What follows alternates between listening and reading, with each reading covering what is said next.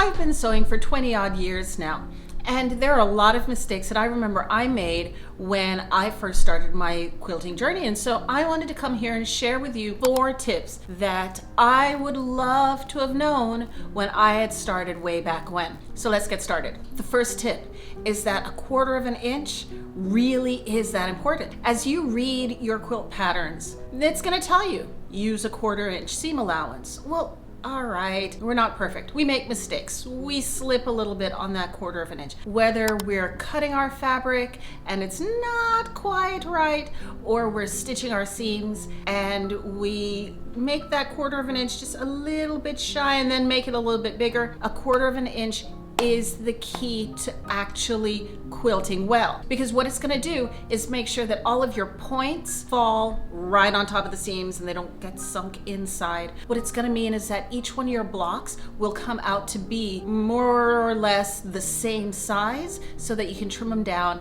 and get everything to fit together properly. When you're sewing, you can use 1/4 inch foot. Just about every machine on the market has a specialty foot that will show you exactly how to get that 1/4 of an inch every single time. You can also use tape. Mark the bed of your machine with washi tape, with painter's tape. You can even use a Sharpie to mark where your 1/4 inch seam allowance is going to be. Make sure the 1/4 inch is set. The second thing that I wish that I had learned way back when was the difference between pressing and ironing. We use those 2 words interchangeably. Pressing is different from ironing. So when do we iron? We iron when we're looking at a large piece of fabric that has not been cut yet. You go to the quilt shop, fabric store, you get your fabric, it's so beautiful, you want to start working on it, but it has that ugly grease going right down the middle, right?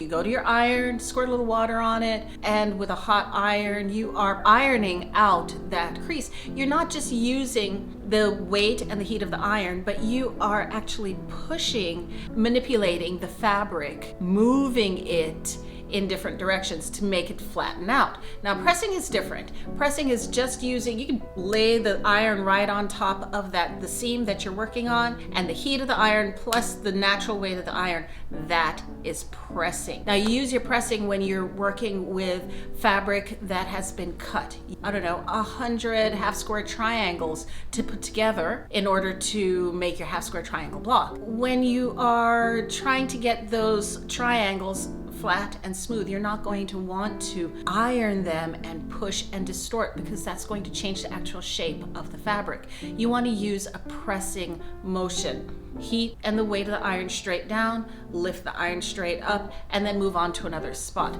Pressing is important because it allows you to have nice flat seams, flat fabric without any wrinkles, any bubbles, any strangeness going on. Third thing I want you guys to know that I wish I had known was that it's not always possible to press your fabric to the dark side. We hear in videos all around and people talking, quilters talking about pressing your seams to the dark side. What that generally means is that you press it to the darker of the 2 fabrics.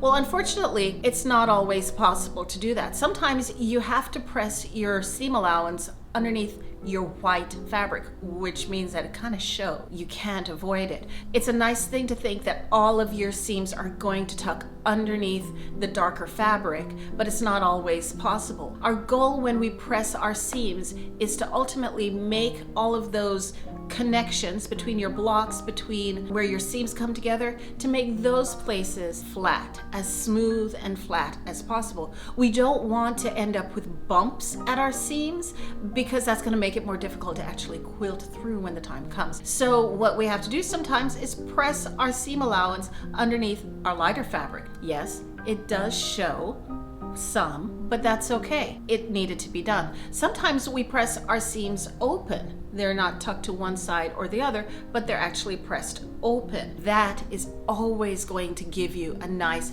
flat seam. The body of your quilt is going to lay really flat, and it's going to be a lot easier to quilt. Okay, if you have a whole lot coming to one place, you might want to go ahead and just start pressing your seams open. The fourth thing that I wish that I had known when I started sewing was that it's important to sew within a community. I'm not necessarily a social person, But communities are really, really important to our growth. Within a community of people who sew, whether they're quilters or they're garment sewers, craft sewers, it doesn't really matter. You want to be in community with people who are going to encourage you in your craft. They're going to give advice. Well, maybe your seam allowance needs to be changed a little bit.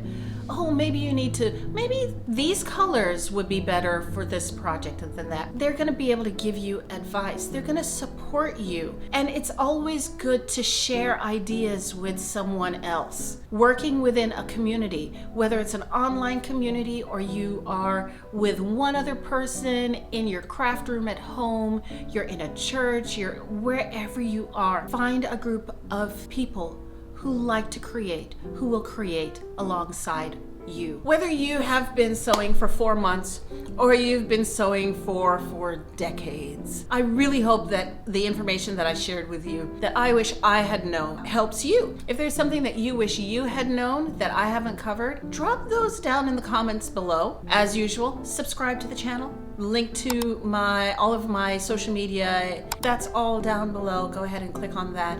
Let's keep in touch. Tell me what you want to hear from me next. Until the next time, bye.